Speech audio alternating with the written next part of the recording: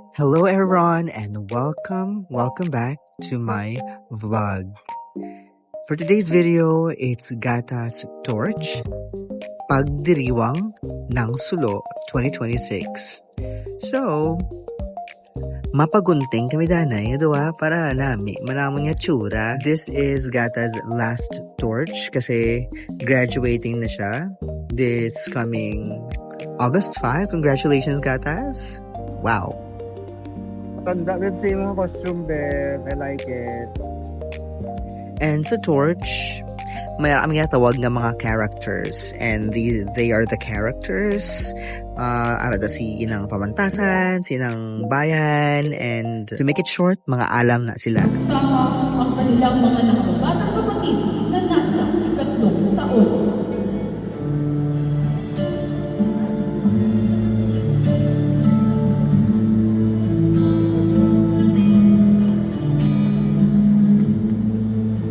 So makikita niyo sa video guys, si Gatas gapaso na pakadto sa Clover. Kaya sa Clover siya natupa.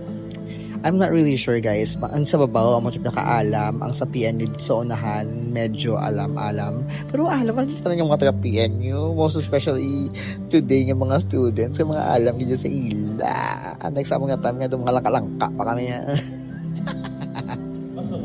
Siyempre, mga pasaway kami yan. One for all for one kami. Muna ni Bilibili Raisa D. Navarro. Inaanyayahan po ang lahat. Sensyahin yun ako nga logiho ang camera. Kaya ginahulat ko ng bulalakaw nga makadto dito sa dalom. Kaya sabi ko, amo na nga tayo malupad ang bulalakaw. Ang ending, later on pa. So, enjoy guys. Watch the video danay. So, you can experience what torch is or what sulo is. And syempre, time evolves. Ang ilisubong nga sulo, guys, ano na siya, the battery na siya. Sa among nga time, it was a real fire. So, ano mga subong, guys, ma-fire ka sulod yung agtanam krasunog. Correct man? Ara na guys, sa tawa nyo guys, ang bulalakaw, malupad na siya. So, manaog ng bulalakaw, makato dito sa torch to light up the torch. Ano na siya. Enjoy guys ng tawa.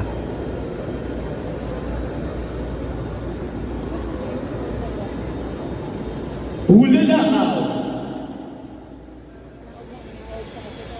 Biglang sulpot. Bigla rin nawala. Apoy!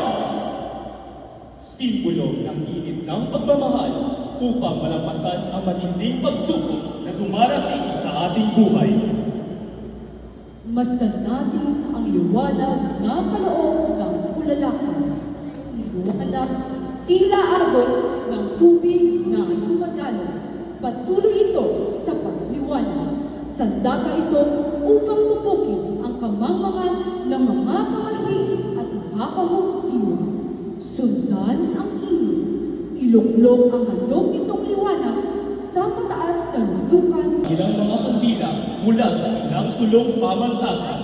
Gagampanan ang pagsinting ng sulong sa pangunguna ni Dr. Roger Dinoson Jr. Ang ilaw ng sulong ay ipapasa sa mga dekano at dekana sa pangunguna ni Dr. Glyceria Arlene G. Garancho at ipapasa sa mga guro at pangulo ng bawat seksyon na ika-4 na taon at patuloy ang pagsindi ng ilaw sa lahat ng pagsisipagtapos. So, na guys, sindihan na ang torch, tapos ipasa na sa mga students. And, so, kanami, sa ilab lang kanami sila nga torch. I so love it. Very hipid, very organized. Oh my gosh. Grabe no, time evolves ganyan. Sa una, sa lang kami sa PNU Quadrangle. So, mag-ulan. Mahimoyong.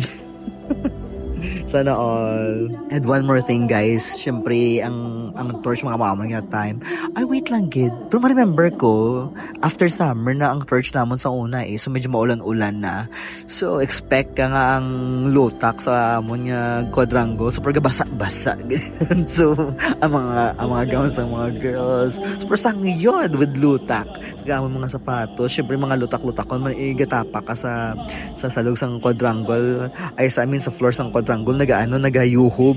Kasi syempre lotak man, girl. I don't know, guys, look at the torch. The fired torch? The fired torch. The lit up torch. Ayan. Oh, di ba? Ganda. Tapos makanta-kanta kami din guys sang favorite ko nga sa subong nga dyan sa akong utok. Kay doang iya nga music dugin borrow siya sa Old Lang Syne, bala lang. Nagdaang araw kaya ang iwan natin pinagsamahan natin ba'y ating sasayangin. Yow! Diba? Solo jamon.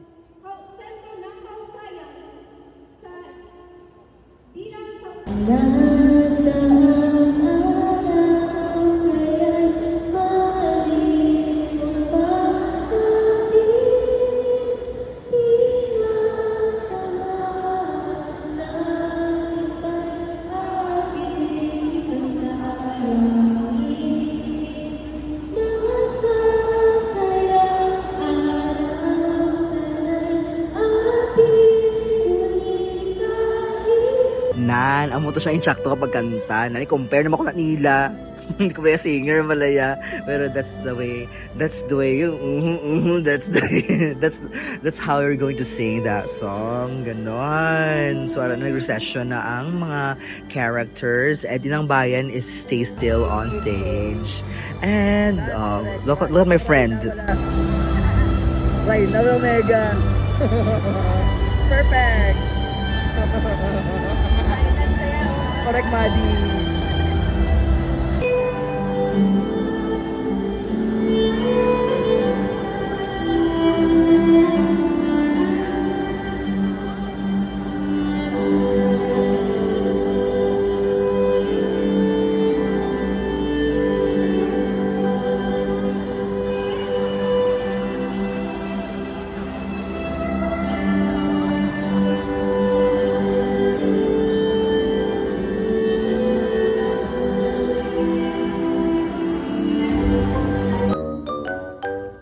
Nantong tos tita guys, kung gampang yun. Sus gampang ka Tetris yun. Tetris Queen yarn. Ha? Ako gampang ka Tetris.